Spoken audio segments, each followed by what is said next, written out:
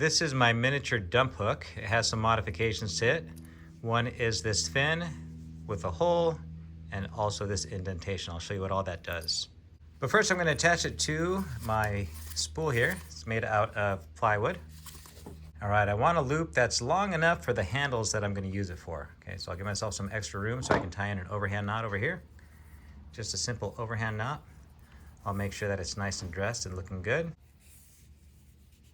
All right, next I'll create a girth hitch over here. Just pinch around. There's my girth hitch. All right. I'll take my loop, I'll run it through my shackle. I want to make sure the knot goes through the shackle, and then I'm going to incorporate it into the girth hitch. Run that through. The knot is also going to go through the girth hitch, and then we'll dress it up. Make sure that's nice and tight. Okay, there we have our hook installed. Let me show you how it works.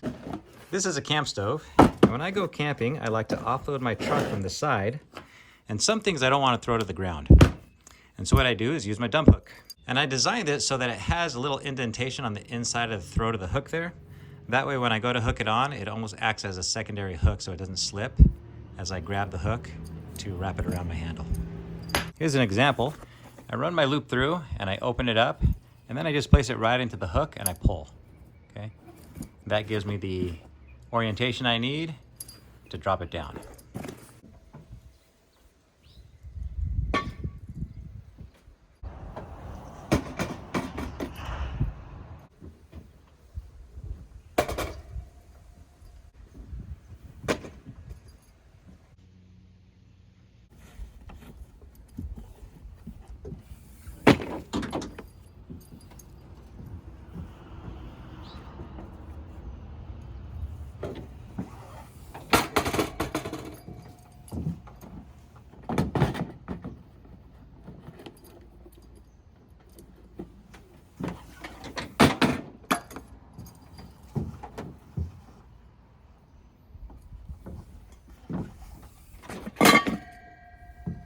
Here's a secondary use. I'm anchored in on one side of my truck bed.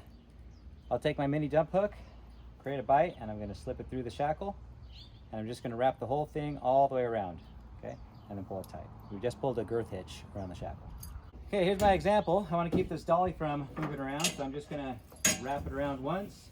I'm going to go over to my secondary anchor point, and then we are going to lock in here. All right, so I'm going to hook in once. And this is where that notch comes into play. I'll go around the back of that notch, and it keeps the cord in place for a black wall hitch. Now I can take this and pull it tight. There it goes. Locking in the tension. Now you can only pull about 80 pounds of pressure on paracord before it starts digging into your hand and becoming uncomfortable. And that's where a nice marlin spike comes into play. I'll take it and do my marlin spike hitch right on top, wrap it around. I'll hook onto my end here and then pull it through. And now I can pull in a lot more tension. There we go. So this isn't going anywhere. And what I'm going to do is release it by pulling on my diamond knot, right? That's what that fin is for. Create a little handle, I'll pull, and now we're good to go. Now there's two ways to get your hand on one of these. One is to simply purchase it from awesomeforsale.com.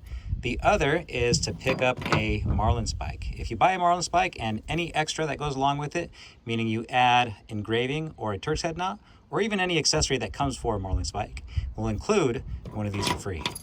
And that is only until we run out. We only have 85 of these, and once they're gone, they are gone. Thanks for watching. If you'd like to support my channel, you can visit my shop at awesomeforsale.com, and every order for this month will also get free shipping. Just use code MAYSEMBER.